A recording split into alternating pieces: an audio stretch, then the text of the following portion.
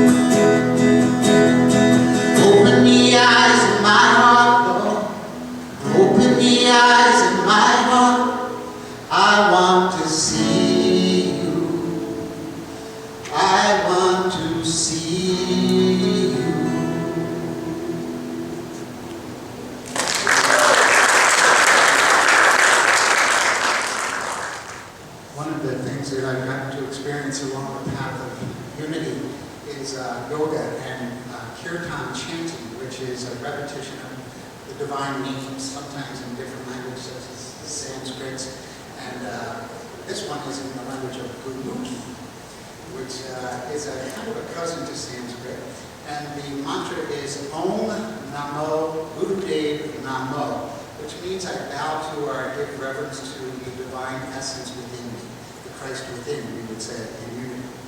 So this song is written by a wonderful singer named Sanatan Kaur. Any of you yogis may have experienced her. And it's called Om Namo, my beloved.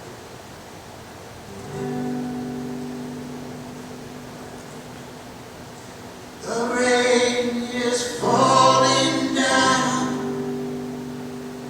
like all the souls you send here,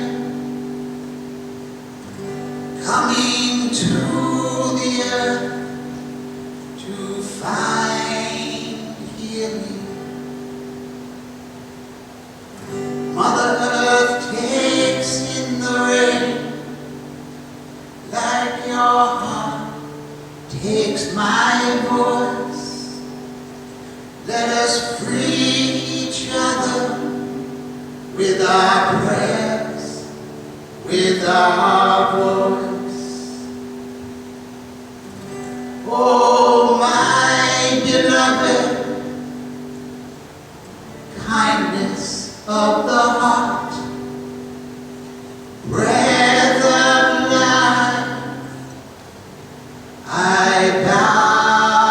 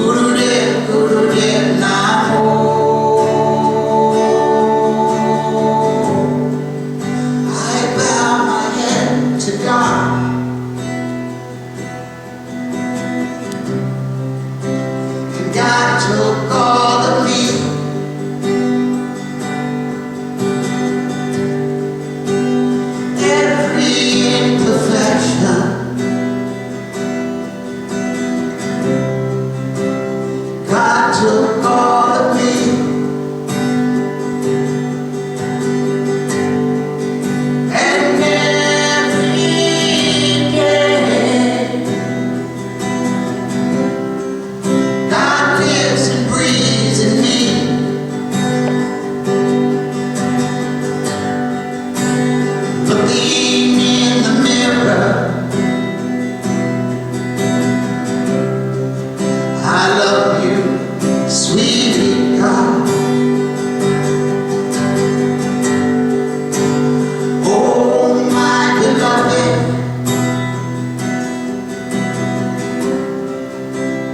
kindness of the heart,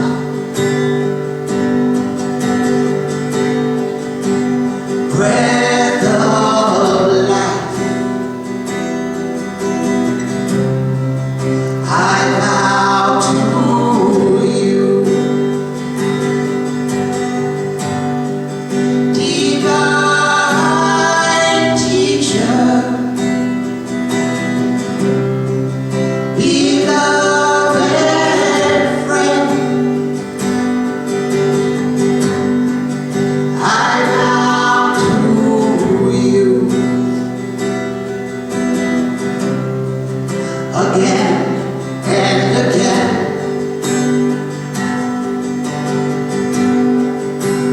Lotus sitting on the water, beyond time and space. This is your way. This is your grace. Oh, Namo, Guru Dev, Namo. Oh, Namo, Guru Dev, Namo. This is your way. Every breath I take. This is your grace. Every breath I take. This is your way. Every word I speak. This is your grace. Every word I speak. This is your way. Every hand I hold. This is your grace. Every hand I hold. This is your way. Every prayer I say. This is your grace. Every prayer I say. This is your way. This is your grace.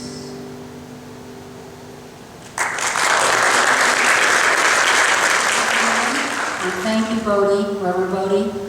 Campbell, that was amazing, and he will be back a couple more times during our service. Bodhi, we so appreciate the gift of your ministry and music. Thank you for being with us last week and this week. And Bodhi is providing Dean a well-deserved day off today, so that's good too. So thank you for that.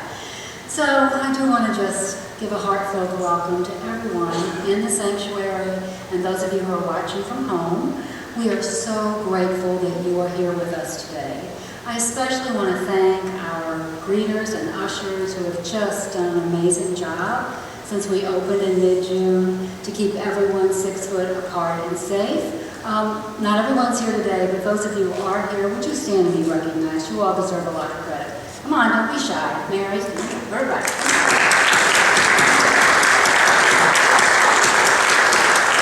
We have more people than that, but they're shy, so I guess I won't call them out and make them. But anyway. I just want to say that last week, after our lesson, our message from last week, I set the intention to go with the flow. And guess what? The universe responded. All sorts of things happened. And so due to a myriad of outer circumstances, I do regret, most of you got the message, I think, that Anne and I have made the prayerful decision to postpone our wholehearted living class, which is lots of things at play, including giving Anne time enough to heal, which we so appreciate that you've been back with us, Anne, today. Welcome back. We certainly do hope to offer it at some point in the future. And since the books already came in, they are on the table outside. So after service, if you would like to purchase a book, Betty Jean Copham will be there. You can put your money or check in an envelope or just lay it down and take the book with you. The books arrived on Wednesday, so they've had plenty of time to be safe, I think, for handling. And we're going to speak from the book this week and next week to kind of give us a taste of it. So they're for the bargain price of $9, even though I think the cover price is more. So, in terms of announcements, just realizing that we are still swimming in a sea of uncertainty regarding the COVID-19 issue, and we know that St. Louis County cases are up, and we're watching that closely. We do have 2 tentative important dates ahead, and we'll just pray and see if we can do them. One is our annual meeting will now be August 23rd, depending on what happens, and our ordination celebration, hopefully, will be September 26th. So just put those on your calendar. We'll be reaching out to you and asking you how comfortable you feel about both of those in the future. So if there's no other thing that I've forgotten from the group, anybody think of anything? Okay, well that's a miracle in and of itself, is it not? So I'd like to invite one of our Sunday school, our youth ed teachers. We appreciate you so greatly, all of you. Let's give her a hand if she comes forward. Thank you. Hi, for those of you who do not know me, which is probably not many, I'm Sydney Gibbs, and I'm a proud Sunday school teacher at this church. And before we go on, for all my Sunday school cohorts, Denise and Linda, and all of our Sunday school kids, we miss you, and we hope to see you soon. Stay safe, because we need you back here. So I am a proud English as a second language teacher at On International Middle School. Every year for the last 8 years, we do a school supplies drive at our church, and it benefits many people throughout the city and the county. And we're going to go ahead and do that again this year. Before we even talk about that, thoughts and prayers need to go to, in my opinion, to administrators, teachers, families who are making extremely difficult decisions as to whether or not they are sending their children and their grandchildren back to school. I'm in that situation. We have a college student who is on the borderline of what they have to do, and we're working with him and all the other students on a daily basis. Right now, students are going back to school, and there are going to be some minimal things that they're going to need because we don't know if we'll be in school or online or a combination of both. So, one of the things that we put on the list for composition of books, markers, rings of white and colored paper, hand soap refills, pens and pencils, and hand sanitizer. So the list is really small this year. If you feel so inclined to donate, we'll have a basket outside for next week. Those of you who are at home watching, if you choose to write a check, make it out to First Union Church and Namo at School Supplies, and we'll make sure that it is cash and money comes back to us. Next weekend is tax-free weekend, so this is a good time to go out and buy school supplies for kids and your own kids. So I'm going to thank you. You guys have always been so generous and supportive of our school, our Sunday school, and we appreciate everything you do for our school. Thank you. Thank you, Cindy. It is we who thank you for all the wonderful work you do with our youth. And usually Cindy's up here with a kid or two, right, to make this announcement. So we missed that, but we're so happy that you could be with us. So at this point, I want to introduce our prayer chaplain for the day, who is Lynn Mark, and she will come up and review procedures for those of you who might have prayers after service, and also read the daily word. Thank you, Lynn. Okay. And the words for today, Sunday, July 26th, pray for others. I affirm truth for everyone I hold in prayer. Will you say that with me? I affirm truth for everyone I hold in prayer. I am honored by the trust people place in me when they ask for prayer support. As I pray for others, I see each one for whom I pray as divine, and know the truth that each one is a living expression of God. My purpose in prayer is not to focus on the particulars of the situation, but to hold a higher view. As I center in prayer, I hold the vision that all challenging circumstances are moving towards a satisfying resolution in one way or another. I release all thoughts about the situation that prompted the prayer and focus on the activity of God. As I pray, I see the life, the love, the wisdom, and the power of God at work, healing, strengthening, and establishing peace in all those for whom I pray. And from Philippians 1, verse 3 to 4, I thank my God every time I remember you, constantly praying with joy in every one of my prayers for all of you. If you would just pray with me for a moment, please. Precious Spirit, we are grateful for the reminder that through our prayer practice, we are able to hold the high watch.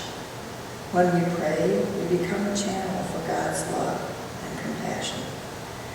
We see greater possibilities and we release them into the world around us. We do not ask to control the outcome. We leave that to you, precious Spirit. And so it is. Amen. So, in the book, The Gifts of Imperfection, researcher, professor, author, Dr. Brene Brown writes, wholehearted living is about engaging with our lives from a place of worthiness. It means to wake up in the morning and think no matter what gets done or is left undone this day, I am enough.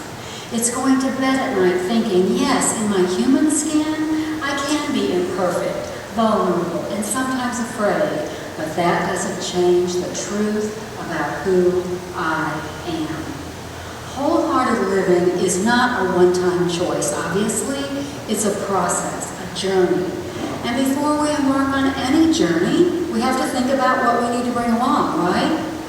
Likewise, we have to decide what to leave behind, what holds us back. Brene Brown says the tools we need on this journey to living from wholeness are courage, compassion, and connection.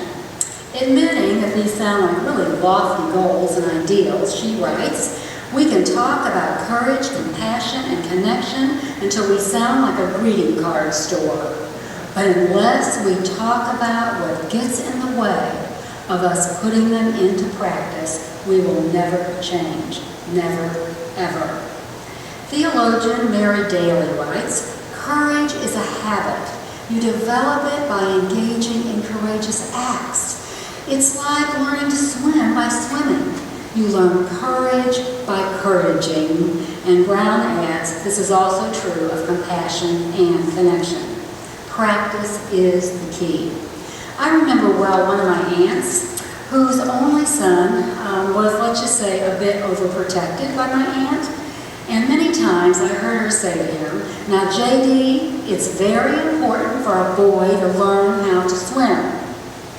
However, don't you dare go near the water until you know how. I swear, it sounds like it's a true story. And guess what? Guess what? My cousin JD never developed the courage to defy his mother, and he never learned to swim. There were some other issues too that we won't talk about. But anyway, on our journey to wholeness, we have to cultivate the courage to be our authentic selves. This is the subtitle of Brene's book, to let go of what we think we are supposed to be in order to embrace who we are. This means in order to make courage an everyday practice, we have to learn to leave behind a habit that I personally learned only too well in my youth. Maybe some of you did also. I'm calling it WWPT. Does anybody want to guess what that stands for? What will people think? You got it. Some of you have the same thing. I'm telling you what, that was my mother's mantra. And it's been a lifetime journey for me to let it go and know that it doesn't matter what people think, I am enough. Alice Swain wrote, "Courage is not the towering oak that sees the storms come and go. It is the fragile blossom that opens in the snow." We know and we can identify courage a lot of times with heroic acts of bravery. First responders rushing into a fiery building, or a medical team charging into an ICU. I don't know about you, but as grateful as I am to those heroes, I am not sure that I have that kind of courage. The good news is we don't have to slay 9-foot giants in order to be courageous. Brene Brown calls us to a different type of courage, what she calls common courage. The root of the word courage, we said last week, is cor, the Latin word for heart. Dr. Brown tells us that courage originally meant to speak one's mind by telling all of one's heart. She says that we've lost touch with that original definition. We've lost touch with the ability to speak honestly and openly about who we are, about what we're feeling, and about what our experiences are, those we call good and those we label as not so good. Heroics involves putting one's life on the line. Ordinary courage involves putting one's vulnerability on the line, being willing to risk openly sharing our thoughts, dreams, and disappointments. We call this authenticity. So common courage is not just knowing who we've come here to be, but it's also showing who we are. It's about admitting that on this physical plane, sometimes things are hard. Instead of our pretending that everything is always perfect. It's engaging with the world from a place of worthiness. It's about, as Ralph Emerson wrote, and I know you all know this quote, it's one of my favorites, being yourself in a world that is constantly trying to make you something else. This kind of courage enables us to face our fears and turn to that power within. Charles Fillmore writes in The Revealing Word that courage is a spiritual quality, that it's the quality that enables us to remain poised and centered in God no matter what. And I think it really does take spiritual courage to discover who we are and unapologetically show that identity to the world. Being ourselves is actually the best gift we can give to others. And here's the amazing thing. Researchers and theologians alike tell us that courage has a ripple effect. Every single time we choose courage, we inspire others to do the same. Brene Brown says, courageous authenticity is a conscious collection of choices that we make every day, probably every moment. It's the choice to show up and be real, the choice to be honest, the choice to let our true selves be seen. And yes, sometimes that means leaving our comfort zone. It has been said that we can choose courage or we can choose comfort. Usually we cannot have them both, at least not at the same time. And as we practice being courageously authentic in our lives, we create the space to become more compassionate. In the classic teachings of the Buddhist tradition, compassion is defined as the heart that trembles in the face of suffering. The word compassion comes from 2 Latin words meaning to suffer with. Brene Brown says this is definitely not our default response. Our human ego's response to pain, ours or someone else's, is to protect ourselves. And we do this in some ways that might sound familiar. We look for someone or something to blame. Brown says we live in a society focused on blame. I agree with that. We turn to judgment. We go into the fix-it mode. But here's an important point. Compassion is not a relationship between the healer and the wounded. It is a relationship between equals. Compassion becomes real when we recognize our oneness, our shared humanity. I hope you're catching some of our first read these core values in these comments. Brown says, the heart of compassion is really acceptance. The more we accept ourselves and others, the more compassionate we become. But here's something that we might not expect. Brene shares that in her many years of research, it has been revealed to her that if we want to practice compassion, we have to start setting boundaries and holding people accountable for their behavior. We don't often think of that as part of compassion, do we? She notes that it's difficult to accept people as they are if they're taking advantage of us and walking all over us. Would you agree with that? It's really hard. But the thing is, we can be accepting and still confront someone about his or her actions. We can fire someone. We can discipline children without berating them and putting them down. I learned this a long time ago in teaching. The key is to separate people from their behavior. Right? We all get trapped in confusing how someone expresses as who the person really is. And we can address what people are doing, and we can do so without viewing them as less than and convincing ourselves that they deserve to be diminished or demeaned. That never works well for anybody. Throughout his ministry, Jesus modeled incredible courage and genuine compassion, showing us how to love and hold one another accountable. There are many places in the gospel where this is the case, but I've chosen one to share today. It's the story of Jesus' conversation with the woman at the well, told in the Gospel of John. So you might remember, on the way from Jerusalem to Galilee, Jesus takes a road less traveled by, and that road goes through Samaria. Now the reason it's less traveled by is that the Jews and the Samaritans have shared a bitter hatred and rivalry going all the way back to the time of the Babylonian exile. But Jesus takes the road anyway, and along the journey, he and his disciples come to the well of Jacob. And Jesus sits down by the well to rest a while his disciples go for some food. Presently, a Samaritan woman approaches the well to draw water, and Jesus asks her, "Would you give me a drink?" Now, realizing that Jesus and the disciples have traveled all day in the dusty desert, it's not surprising that he is thirsty and asks for a drink, except for a few details. Jews were absolutely forbidden to speak to Samaritans ever. Men were not permitted to address a woman without her husband present. Rabbis especially were not allowed to speak to any woman in public, not even their own wives. I can see an advantage of that. It would have been unheard of for a Jewish person to ask a favor or to accept a drink from the cup of a lowly Samaritan.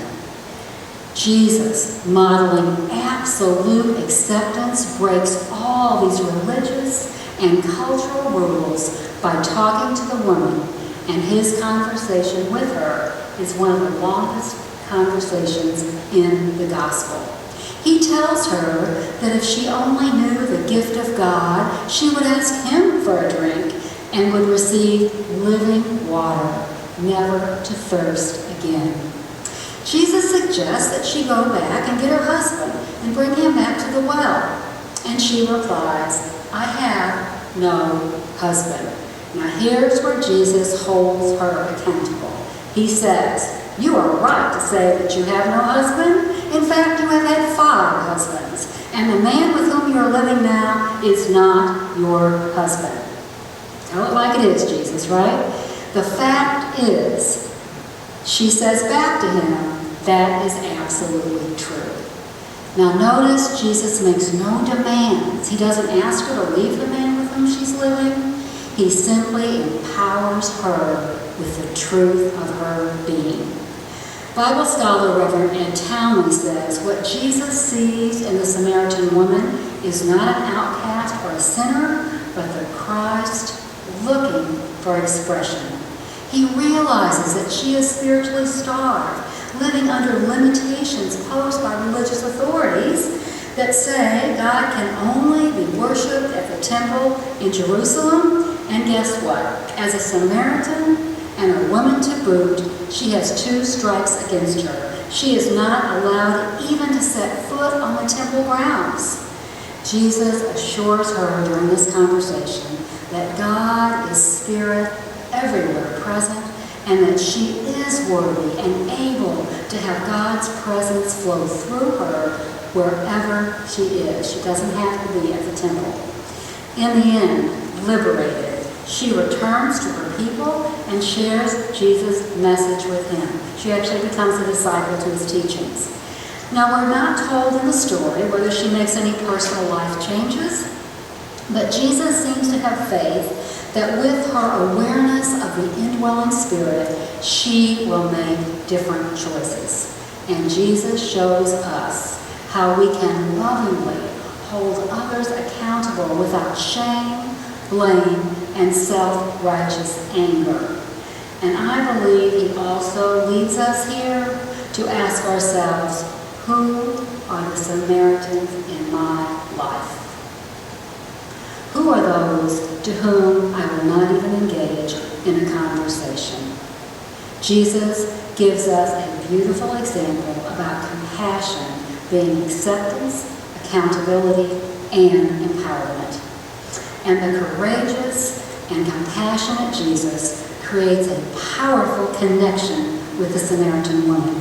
Brene defines connection as, we have looked at this quote before, I love it, and we've talked about it in terms of community. She defines connection as the energy that exists between people when they feel seen, heard, and valued, when they give and receive without judgment, and when they derive sustenance and strength from the relationship. If that could be the benchmark for all of our relationships, the world would be a different place. Brene says, I think connection is why we're here. It's what gives purpose and meaning to our lives. And so much of our suffering arises from that false sense of separation, that feeling that we're alone.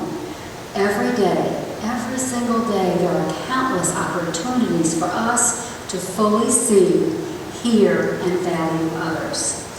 And it's been noted that we need connection in order to thrive emotionally, physically, spiritually, and even intellectually.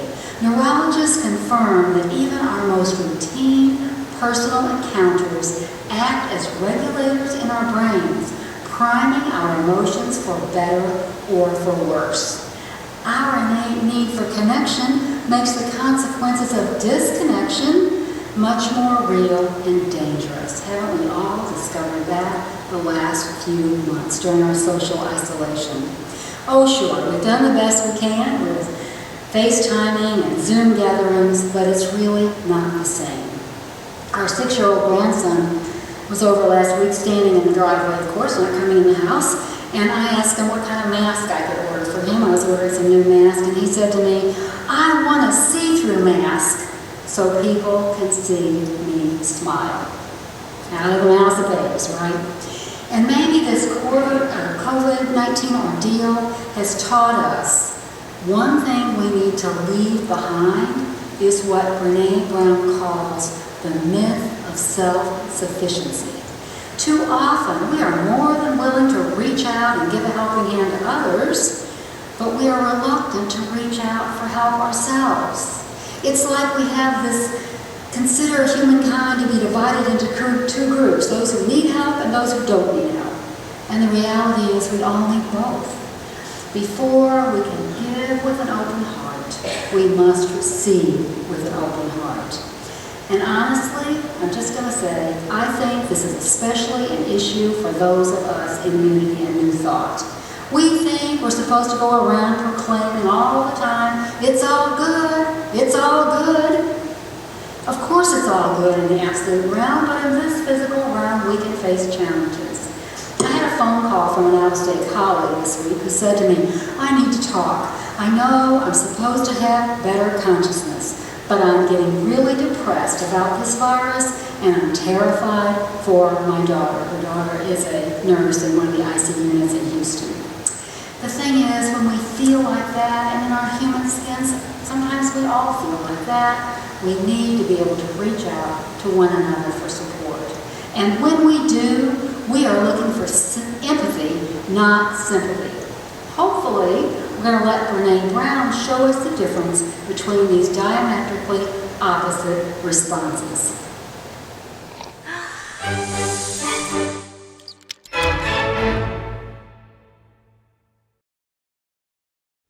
So what is empathy, and why is it very different than sympathy?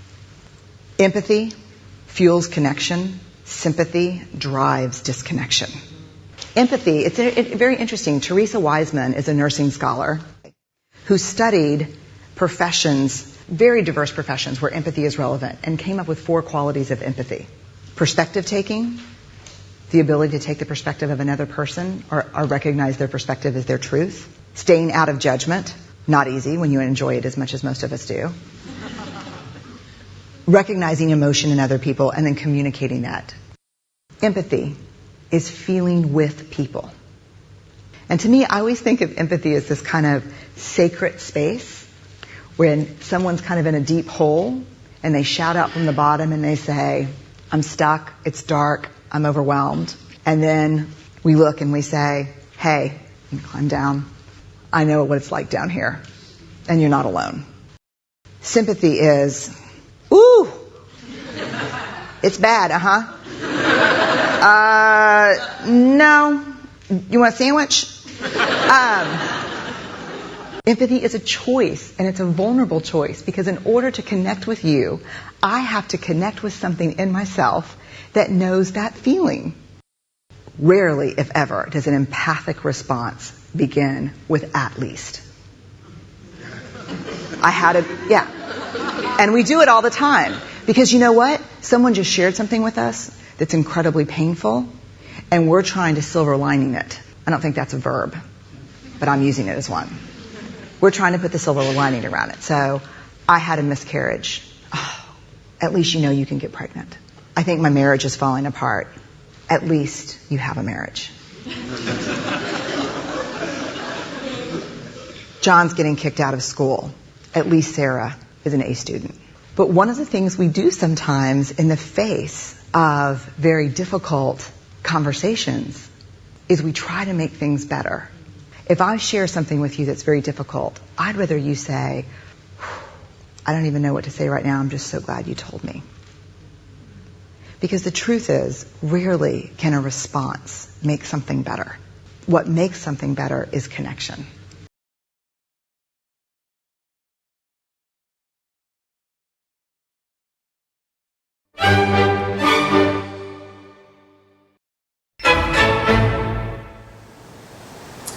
So obviously, one thing that has been reinforced these past few months is that empathic connections are beyond physicality. Sometimes it's that warm, encouraging voice on the phone, which hopefully I was able to provide for my friend. Sometimes it's a maskless conversation on Zoom or a silent prayer. We can feel the connection.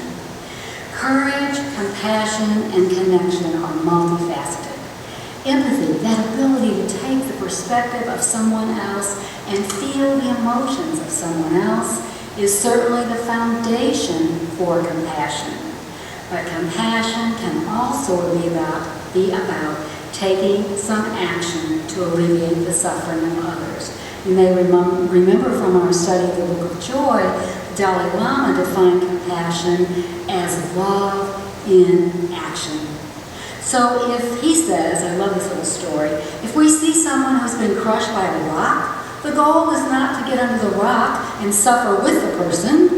The goal is to help remove the rock. And as one of my recent teachers, Unity Minister Reverend Kelly Isola says, sometimes we have to get off our affirmations and move into action. So, as we continue this amazing journey together toward wholehearted living, we realize it is a path of consciousness and choice.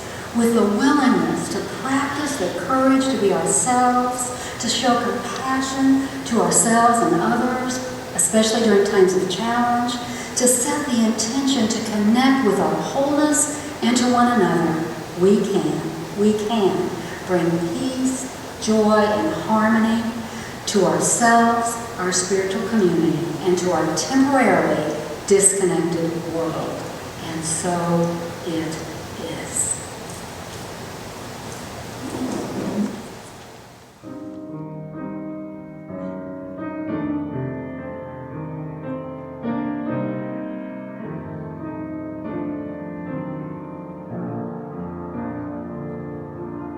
There's a holy hush around us as God's glory fills the place. I've touched the hem of His garment. I can almost see His face, and my heart is overflowing with the fullness of His joy. I know without a doubt that I've been with the Lord. Surely the presence of the Lord is in this place. I can feel His mighty power and His grace. I can feel the brush of angel wings. I see glory on each face. Surely the presence of the Lord is in this place.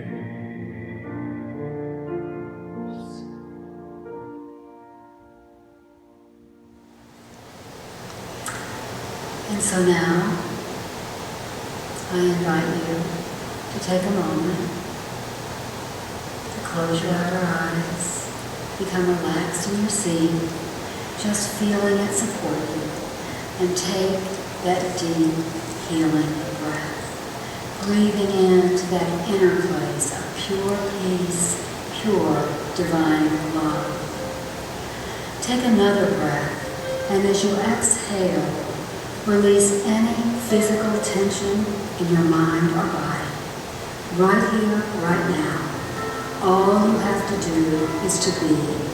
Just be in the presence and power, knowing that you are at this moment immersed in the Holy Spirit of light, love, and wisdom. So continuing to breathe, breathing in and breathing out.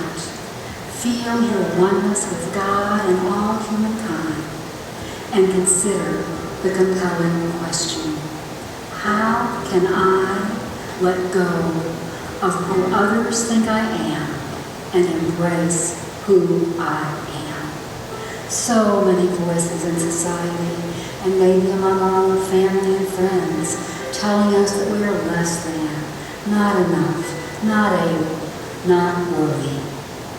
I invite you to absolutely take some time this morning, a sacred moment, to look beyond the clamor of those voices to the truth of your being, to your divine image.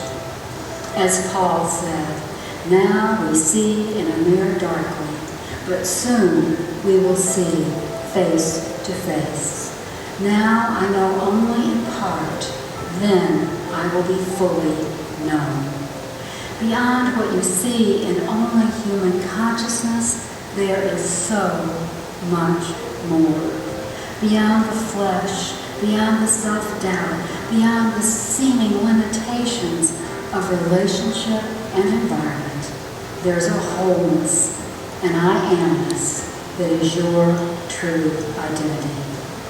Michael Beckwith writes, You cannot be your authentic self without becoming intimate with your true nature, without going beyond personality, cherished beliefs, likes and dislikes. To discover your core self, you must summon the courage to break the agreements you have with mediocrity. The moment you stop playing small to please society, family, friends, your original face will start to come into focus, and you will know who and what you are as an emanation of the universal mind. There is an inherent desire within each of us calling us to explore and expand our horizons, embrace our wholeness, and take whatever risk we must to be who we are.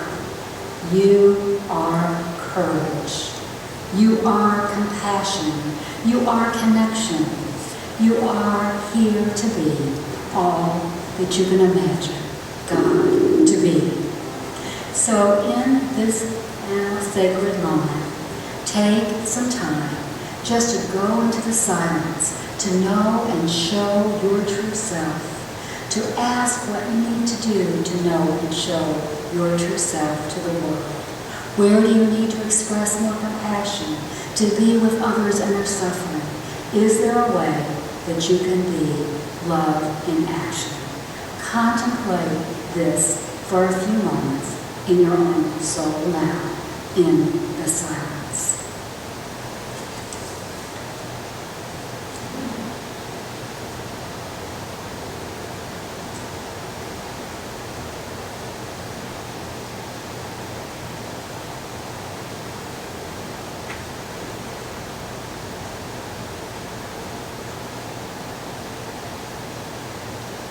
And so now, whether you are sitting in the sanctuary or in the peace and comfort and safety of your own home, we come together as a greater spiritual community in joy and celebration for our divine connection.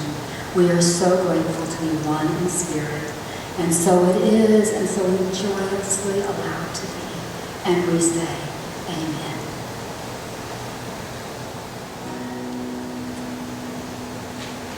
When I pray,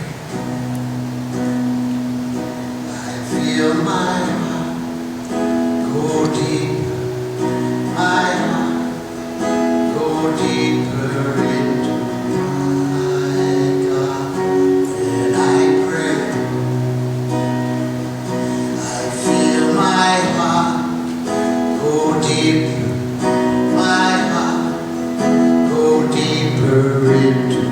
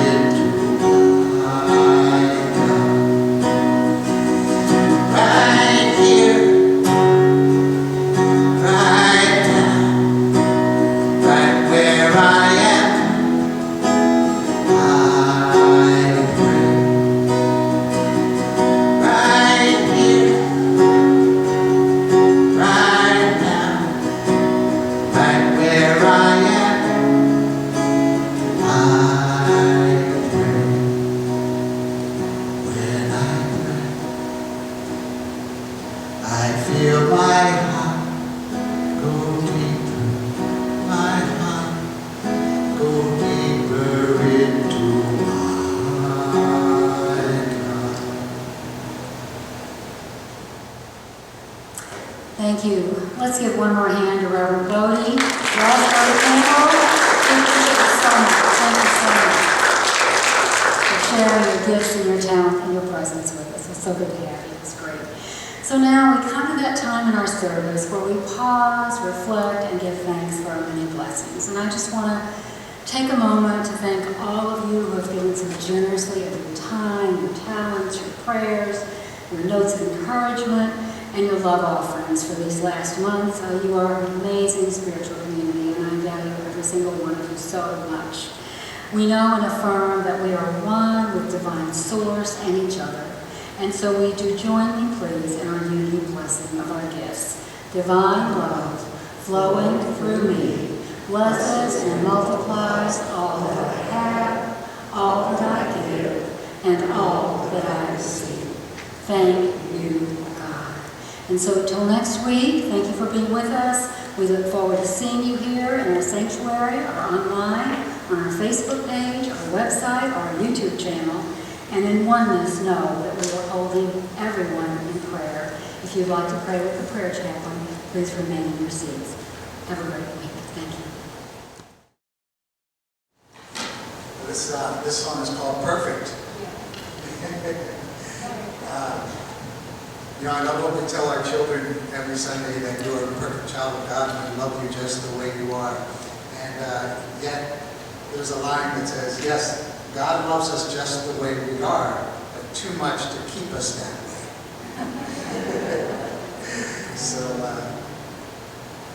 So change is inevitable as we grow and live and love.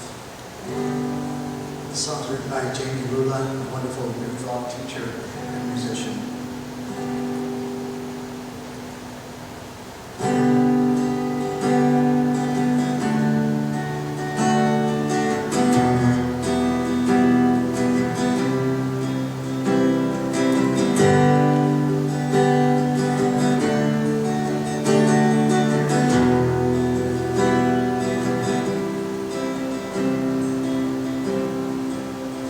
In my eyes, in my mind, in my heart, in my soul, in my life, I have been searching for someone.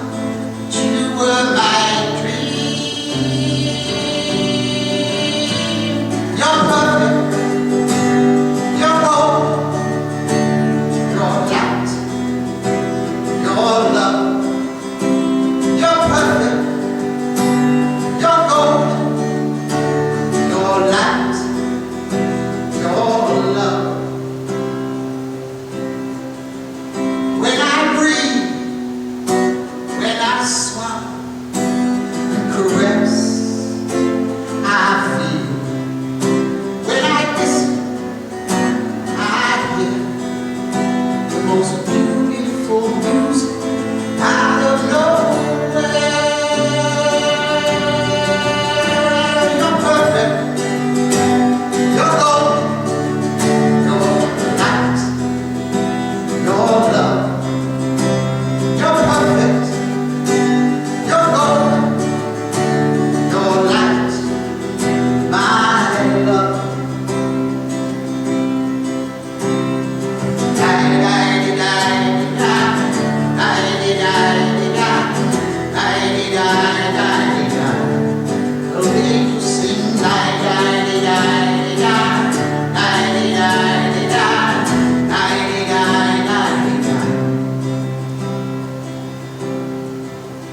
When I'm sad, so dark, shallow, empty and proud, and I'm trying my best to put one foot in front of the other. You're perfect, you're golden, you're the light of my life, you're my love from forever. You're perfect, you're golden, your light, your love.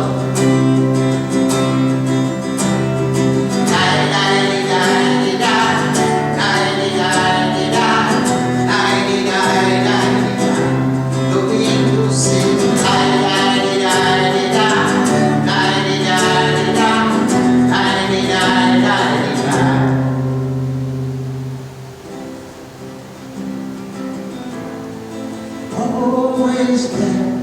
You never leave. Holding me. You set me free.